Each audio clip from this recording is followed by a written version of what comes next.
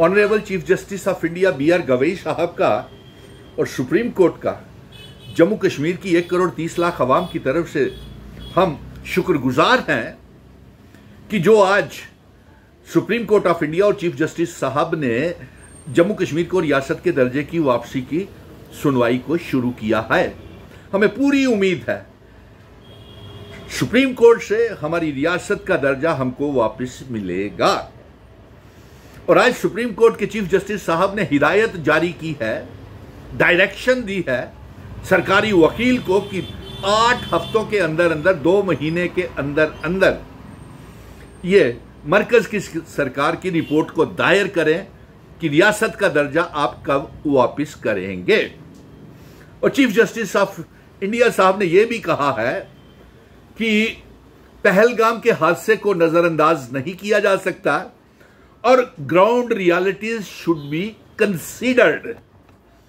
हम मानते हैं जनाब, लेकिन अफसोस तो इस बात का है कि आर्टिकल 370 कभी भी आतंकवाद टेररिज्म के लिए जिम्मेवार नहीं था, जिसे शहीद किया गया और जिसे तोड़ा गया।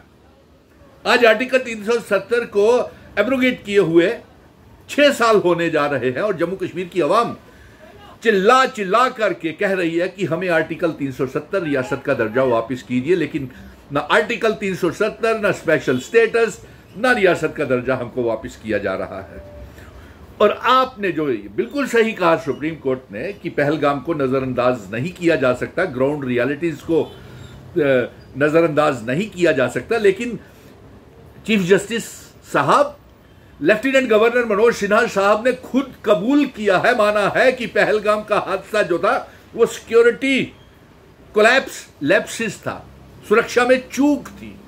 और उन्होंने यह भी माना है, एलजी मनोज सिन्हा ने अपनी जिम्मेवारी ली है कि मनोज सिन्हा ने खुद कहा है कि वो जिम्मेवार हैं, आतंकवाद हमला जो पहलगाम में हुआ है उसके लिए जिम्मेवार है। तो जनाब मिलॉर्ड, सुप्रीम कोर्ट से हमारी ये गुहार है कि जम्मू कश्मीर की आवाम तो इसके लिए जिम्मेवार नहीं है।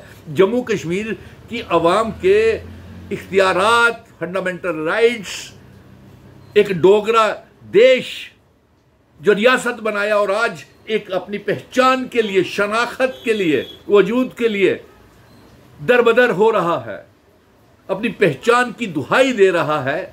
एक डोगरा मुल्क, हिंदू मुस्लिम सिख ईसाई गुज्जर बकरवाल चिनाब वैली पीर पंजाल पहाड़ियों की, कश्मीरियों की विरासत अपनी पहचान के लिए आज दरबदर हो रहा है। इसके लिए तो अवाम जिम्मेवार नहीं है। रियासत का दर्जा हमसे क्यों छीना जा रहा है? आज 2 साल होने वाले हैं। 11 दिसंबर 2023 को इन्होंने गलत गुमराह करके हलफनामा गलत दायर किया भारतीय जनता पार्टी ने कि हम रियासत का दर्जा देंगे, लेकिन उसमें भी टाइम लाइन नहीं दी। इनका चेहरा और इनकी नीयत तब भी साफ नहीं थी, और तब भी साफ नहीं थी 5 अगस्त 2019 को, जब इन्होंने आर्टिकल 370 को एब्रोगेट किया था और यह कहा था कि रियासत एप्रोप्रिएट टाइम के ऊपर दी जाएगी। वो एप्रो टाइम कब आएगा जनाब? अवाम तो उसके लिए जिम्मेवार नहीं है। अवाम का क्या खता, क्या गुनाह है जो आज हमें रियासत से महरूम रखा जा रहा है?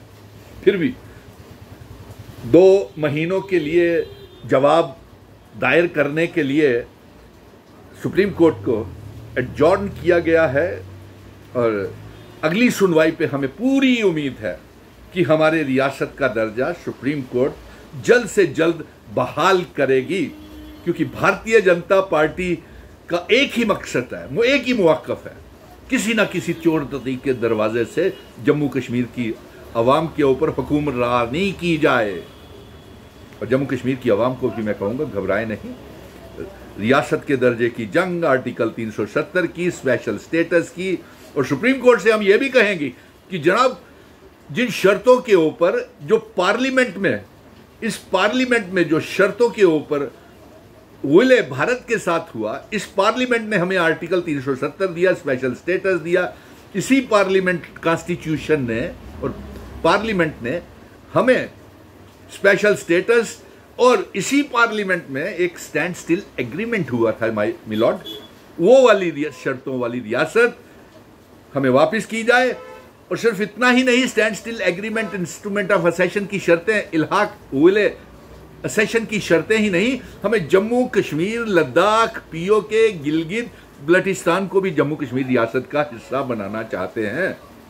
और हमें पूरी उम्मीद है कि चीफ जस्टिस साहब अगली सुनवात की तारीख के ऊपर जम्मू कश्मीर की आवाम को पूरा इंसाफ देंगे।